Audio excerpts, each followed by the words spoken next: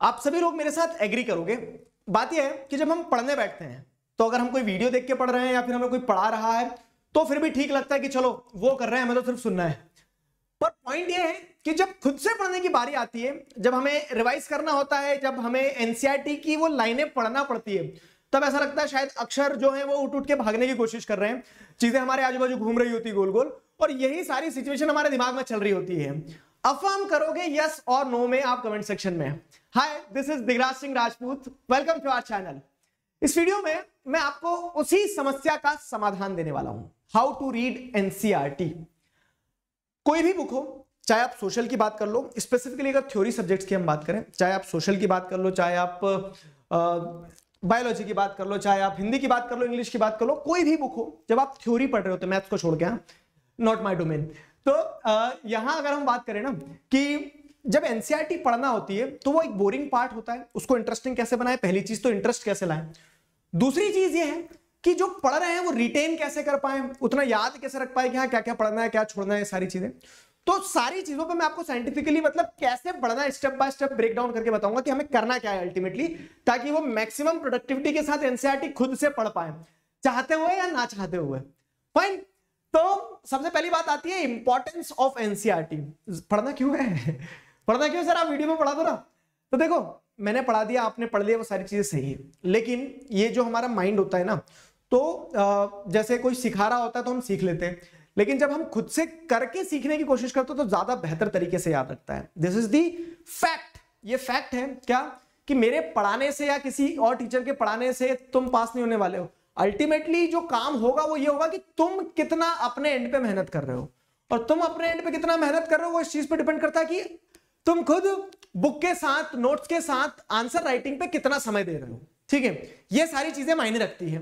तो अब वहां पे खुद से जब पढ़ने की बात आती है तो खुद से पढ़ने के लिए सबसे इंपॉर्टेंट और सबसे बेसिक चीज है कि आप एनसीईआरटी से हर चीज को एक बार पढ़ो।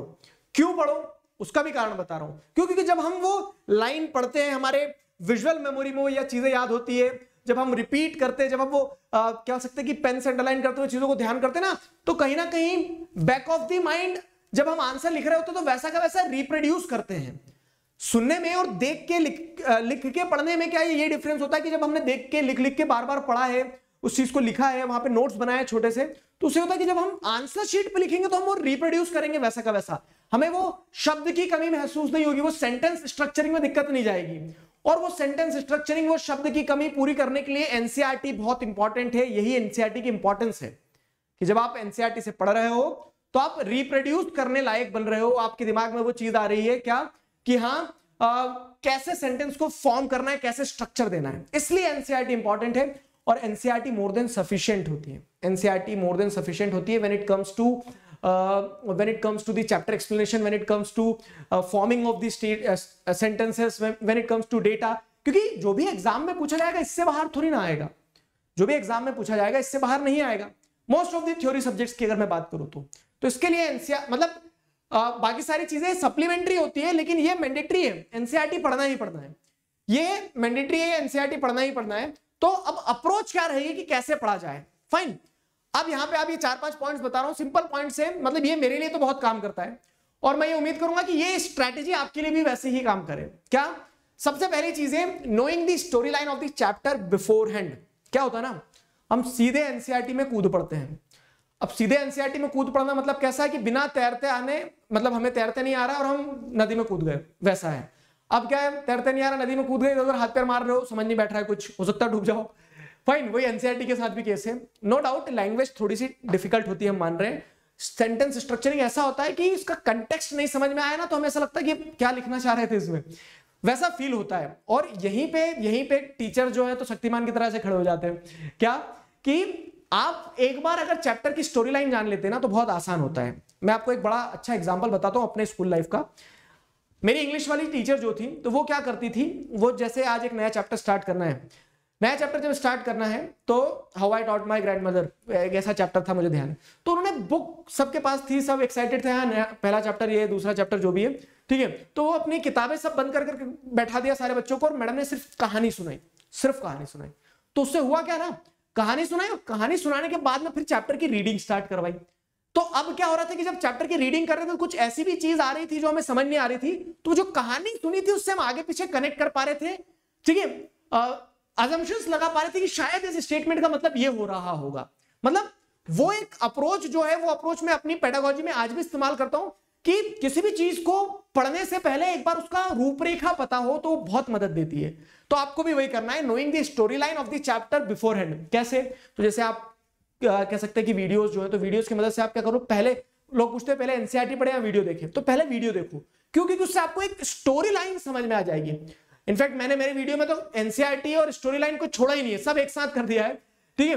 बाकी आपको क्या रहता है, आपको वीडियो सारे अवेलेबल होंगे, तो आप पहले, या फिर आपके टीचर ने जैसे आपको कहानी सुना दी, आपके फ्रेंड ने आपको कहानी सुना दी, और फिर एनसीईआरटी पढ़ोगे तो उससे बहुत ज्यादा फायदा मिलेगा, उससे बहुत ज्यादा फायदा मिलेगा कि तो आपको पहले एक रोड मैप पता है, एक ब्रॉड स्टोरी पता है, ठीक है, वो सबसे पहली चीज करना है। स्टेप 2 क्या होगा?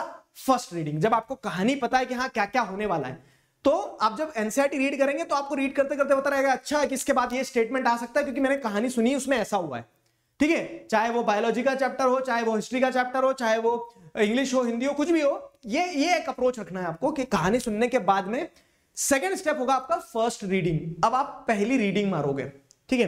पहली रीडिंग कैसे मारोगे आप? तो अब आपने जब कहानी सुन लिया, मैंने आपको बता दिया कि फर्स्ट वर्ल्ड वॉर के कारण सारे इंडिया के जो लोग थे वो यूनाइटेड हुए, एक कह सकते हैं anti colonial movement first world war से स्टार्ट हुआ। क्यों? तो मैं बताऊंगा आपको कि फोर्स रिक्रूटमेंट हुआ था, टैक्स बढ़ा दी थी, ये सारी चीजें हुई थी।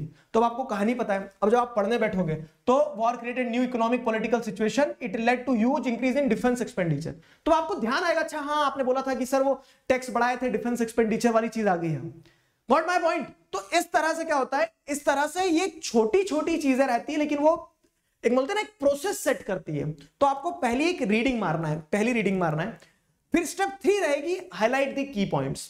अब जब रीडिंग मार ली ना आपने, ठीक है, कहानी आपको पता थी, आपने रीड किया, रीड करने के बाद अब आपका थर्ड स्टेप होगा, you have to highlight the key points. अब ये आप पैराग्राफ पढ़ रहे थे, जैसे first of all the war created new economic political situation, it led to huge increase in defense expenditure which was financed by war loans increasing the taxes। तो आपको पता है कि डिफेंस एक्सपेंडिचर इंक्रीज हुआ, डिफेंस एक्सपेंडिचर इंक्रीज हुआ आपको पता है, और उस बढ़ते डिफेंस एक्सपेंडिचर के कारण, उस बढ़ते डिफेंस एक्सपेंडिचर के कारण आपको समझ में आया क्या? उस डिफेंस एक्सपेंडिचर के कारण टैक्सेस बढ़े, ठीक है, जस्ट अ मिनट, उस डिफेंस एक्सपेंडिचर के कारण टैक्सेस बढ़े। तो ये इंक्रीज टैक्सेस, डिफेंस एक्सपेंडिचर का इंक्रीज होना, ये आपको कीवर्ड्स मिल रहे हैं। इन कीवर्ड्स को आप क्या कर सकते हो? अंडरलाइन कर सकते हो, हाईलाइट कर सकते हो, ठीक है। तो वो पढ़ते समय जो जैसा फोर्स रिक्रूटमेंट हुआ था, ठीक है, फिर उसके बाद में आपको क्या पता चल रहा है कि फूड शॉर्टेज ऑफ फूड देखने को मिल रहा था, फेमाइन और एपिडेमिक आए थे। तो जब पैराग्राफ आप रीड कर रहे थे फर्स्ट रीडिंग में, तो वहां पेंसिल लेकर बैठना, हाईलाइटर लेकर बैठना, और कीवर्ड्स को रंग बिरंगा नहीं कर देना पूरी किताब को। मैं लास्ट में आपको बताऊंगा कि क्या गलतियां नहीं करना है, ठीक है। तो ये कीवर्ड्स को अंडरलाइन करा आपने, ठीक है, कीवर्ड्स को अंडरलाइन कर लिया, ये स्टेप 3 कर लिया आपने। अब स्टेप 4 क्या आएगा पता है? कि read what you understood from the topic in short. एक और स्टोरी शेयर करता हूं। वे बैक जब मैं ऑफलाइन पढ़ाया करता था, ठीक है, तो तब क्या था कि मुझे मतलब एक टीचर आंखों में देख के पता सकता है कि बच्चे ने कितना समझा है, ठीक है। तो मैं चैप्टर एक टॉपिक समझाया, वो स्टोरी लाइन बताई, एनसीईआरटी रीड करवाई, सब कुछ समझ में आ गया, सबको बता दिया। फिर मैं क्या करता था, फिर किसी एक को उठाता था, चलो बताओ क्या समझाया, ठीक है, चलो बताओ क्या समझाया। तो अब यहां क्या होता था ना, हर वो व्यक्ति जिसे समझ आया वो बिल्कुल समझा सकता है, टूटा फूटा कैसे भी समझा, लेकिन वो समझा सकता है। लेकिन जिसे समझ नहीं आया वो समझा नहीं पाएगा, वो उधर से 4 लाइन भी नहीं बोल पाएगा कि क्या पिछले 15 मिनट में मैंने बोला, ठीक है। तो यहां पे मैंने क्या सीखा, यहां पे मैंने ये सीखा कि सिर्फ पढ़ा देने से या फिर सिर्फ पढ़ लेने से ये श्योर नहीं हो जाता कि उन्हें समझ आ गया, ठीक है। आउटपुट देखना होगा वहीं के वहीं। और तुरंत चेक कैसे किया जा सकता है? तुरंत चेक ऐसे किया जा सकता है, देखो मैं बता रहा हूं आपको। स्टेप 4 ये है, एनसीईआरटी पढ़ने का सही तरीका बता रहा हूं। कहानी समझ ली, फर्स्ट रीडिंग कर ली, कीवर्ड्स अंडरलाइन कर लिए। अब चौथा तरीका ये, मतलब चौथा स्टेप ये रहेगा एनसीईआरटी रीड करते समय कि अब आप यहां पे जैसे खाली स्पेस है, यहां खाली स्पेस में लिखना चालू करेंगे कि आपको क्या समझ में आया। ये क्यों जरूरी है वो बता रहा हूं मैं, कि कुछ बच्चे जो बोलते हैं ना दिसंबर में बोलते हैं सर समझ सब कुछ आ गया, पढ़ सब कुछ लिया है, सिलेबस भी हो गया 2 बार, लेकिन आंसर कैसे लिखे समझ नहीं आ रहा। तो मैं उसका भी आपको सोल्यूशन बता रहा हूं, आपको रिविजन करने की टेक्निक बता रहा हूं, आपके शॉर्ट नोट्स कैसे बन जाएंगे तुरंत के तुरंत वो बता रहा हूं मैं। क्या करना होगा? सिंपल चीज है, बड़ी सिंपल चीज है। ये करना होगा अब आपको कि आपने पढ़ लिया पूरा, कीवर्ड्स अंडरलाइन कर लिए, अब आपको इसको नहीं देखना है, इस पार्ट को नहीं देखना है। क्या समझ आया वो बस अपने शब्दों में, शॉर्ट में, पॉइंटर्स में लिखना है। यहां पे क्या लिखना है, जैसे मुझे पता है कि हाँ यहां पे मैंने फर्स्ट वर्ल्ड वॉर के बारे में जाना था। फर्स्ट वर्ल्ड वॉर का इंपैक्ट जो है वो फर्स्ट वर्ल्ड वॉर का इंपैक्ट नेशनल मूवमेंट जो है, तो नेशनल मूवमेंट मतलब आप पूरा लिखना, नेशनल मूवमेंट पे कैसा पड़ा था, फर्स्ट वर्ल्ड वॉर का नेशनल मूवमेंट पे क्या इंपैक्ट पड़ा था, क्या क्या हुआ था उस बीच में। मुझे पता है उस बीच में टैक्स को इंक्रीज कर दिया था, मुझे पता है कि उस बीच में क्या कर दिया गया था, फोर्स रिक्रूटमेंट चल रहा था, मुझे पता है कि उस बीच में क्या हो रहा था, कस्टम ड्यूटीज को इंक्रीज कर दिया गया था, प्राइजेस चीजों की डबल हो गई थी। ठीक है, तो आपको दिमाग में कितने पॉइंटर्स रिकॉल हो पा रहे हैं, और एकदम ताजा ताजा है ना, तो वो ताजा ताजा होने के कारण क्या रहेगा, बेस्ट आउटपुट निकल के आएगा, भूलने की कोई गुंजाइश नहीं, गजनी तो हो नहीं तुम। ठीक है, तो जो आपने पढ़ा, कीवर्ड्स अंडरलाइन करें, उसको ना देखते हुए बस दिमाग से आउटपुट रिकॉल करवाने की कोशिश करना कि क्या पढ़ा, और वो वही उस पैराग्राफ के बाजू में लिख दो। ठीक है, yes it will take time, 2 minute 5 minute लगेगा, लेकिन हो क्या रहा है ना कि चीजें कंक्रीट होते चले जाएगी। फाइन, तो आपने वो यहां पे शॉर्ट पॉइंटर्स लिख दिए, समझ में आया। स्टेप 4 शॉर्ट पॉइंटर्स लिख दिए। इसका एडवांटेज बता रहा हूं, अब क्या होगा कि जब आप 7 दिन बाद एनसीईआरटी खोलोगे तो आपको पूरी एनसीईआरटी की एक एक लाइन पे सिर नहीं लड़ाना होगा। क्यों? क्योंकि आप 2 मिनट भी अगर इन पे नजर दौड़ाओगे ना, तो क्योंकि आपने खुद लिखा है वो आपको रिकॉल हो पाएगा। ठीक है, आपके लिए आपके नोट्स से बेहतर कुछ नहीं हो सकता है, समझे। तो ये स्टेप 4 हो गया आपका। स्टेप 5 जो है वो ध्यान रखना, स्टेप 5 ये एडिशन है, ये एडिशन है, या फिर कह सकते हैं ना कि ये आगे की सोच के चलने वाला काम है। क्या कि right the most probable question from the topic. जैसे ये टॉपिक था, कौन सा हमारा, ये वाला टॉपिक था, हमने यहाँ पे शॉर्ट नोट्स भी बना लिए, मतलब शॉर्ट नोट्स, या फिर कह सकते हैं हमने हमारा आउटपुट भी लिख लिया, कीवर्ड्स में अंडरलाइन कर लिए, सारी चीजें कर ली। उसके बाद में एक और चीज कर लेना कि जिस पैराग्राफ के बाजू में मतलब, या फिर एक टॉपिक जब आपने कंप्लीट करा ना, तो अगर कोई आपको पीवाईक्यू उस टॉपिक से पता है, या फिर टीचर ने पढ़ाते समय, जैसे मैं अपने वीडियोस में नॉर्मली क्या करता हूं, टॉपिक पढ़ाते पढ़ाते बताता हूं कि यहां से ऐसा सवाल बन के आया था या आ सकता है। जैसे मैंने सवाल ये दे दिया कि how the first world war forced the feeling of nationalism among the Indians. ठीक है, how the first world war created the new economic and political situation. ठीक है, गिव आर्ग्यूमेंट्स, और ये क्वेश्चन आया है। तो जो मोस्ट प्रोबेबल क्वेश्चन रहते हैं ना, तो अपने नोट्स के ऊपर यहां पे मोस्ट प्रोबेबल क्वेश्चंस भी लिख लेना, मोस्ट प्रोबेबल क्वेश्चन ये बन के आ सकता है। एडवांटेज ये है कि जब आप रिवाइज करेंगे, रिकॉल करेंगे, एनसीईआरटी के पन्ने पलटेंगे, तो आपको एक सवाल आएगा आपके सामने, आपके पास वो सवाल से जुड़ा हुआ आंसर भी अपने शब्दों में लिखा हुआ रहेगा, कीवर्ड्स। ठीक है, और आपको ध्यान रहेगा कि हाँ ये सवाल इस मतलब ये पैराग्राफ जो है इस तरह का सवाल पैदा कर सकता है। ठीक है, तो बोलते हैं कि सारा सब कुछ एक साथ समेट लिया आपने।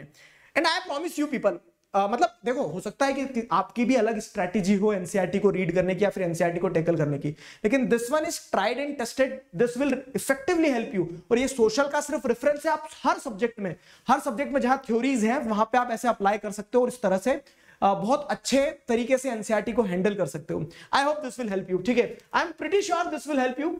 कमेंट सेक्शन में बताइएगा कि आप इनमें से क्या कर रहे थे, क्या नहीं कर रहे थे। सिंपल स्टेप्स है ये। फाइन, ये 5 स्टेप सिंपल फॉलो करना है। फाइन, क्या गलती नहीं करना है। देखो, पहली चीज तो क्या कि आपने अब एनसीईआरटी बहुत अच्छे से एक बार कर ली, तो ऐसा नहीं कि चिट्टी रोबोट हो कि अब आखिरी में ही पलटेंगे, पूरा ध्यान हो गया, समराइज कर ले ऐसे करके। ठीक है, तो यहां आपको क्या है कि बहुत लंबा गैप मत देना रिवीजन में। जब आपने एक बार कंसोलिडेट कर लिया तो उसको बार बार रिविजिट करते रहना, हफ्ते में एक बार देख लेना पन्ने पलटा के। ठीक है, तो उससे क्या रहेगा कि वो मसल मेमोरी में बिल्ड होता चले जाएगा। रिवीजन में बहुत बड़ा गैप मत देना। दूसरी चीज, हाँ ये कीवर्ड्स हाईलाइट करने को बोला है मैंने। अब कुछ बच्चे क्या करेंगे, उसको एकदम सजा धुजा के एकदम तैयार कर देंगे, इतना हाईलाइट, इतना कीवर्ड कर देंगे कि समझ नहीं आएगा कि छोटा क्या है। ठीक है, तो बहुत ज्यादा ओवर राइटिंग या हाईलाइटिंग मत करना। ठीक, ओवर राइटिंग हाईलाइटिंग मत करना, और मल्टीप्लीकेशन ऑफ सोर्स मत करो। एक साधे सब सदे और सब साधे सब जाए, बहुत सारे मल्टीपल सोर्सेज मत डेवलप करना। मैंने देखा है कि ये एनसीईआरटी भी कर लूं, ये भी कर लूं, वो भी कर लूं, ये भी कर लूं, इसके नोट्स उसके नोट्स, क्योंकि फिर क्या है, मल्टीपल रिविजन नहीं हो पाएंगे। एक रेफरेंस बुक, ठीक है, एक रेफरेंस बुक और NCERT, that's it. Reference book for solving maximum questions और एनसीईआरटी फॉर कवरेज। ठीक है, इतना मोर देन सफिशिएंट है बस, इससे ज्यादा मल्टीपल सोर्सेस पे मत भागना। फाइन, तो ये पूरी कहानी थी। I hope you people enjoyed it. ठीक है, do let me know your opinions on these steps. ठीक है, ये ट्रिक्स काम करेंगे नहीं करेगी आपके लिए। अभी के लिए साइन ऑफ करता हूं, आगे मिलेंगे और इसी प्रकार के एक हेल्पफुल वीडियो के साथ। तब तक अपना ध्यान रखिए। Signing off with this, together we can we will. Thank you very much.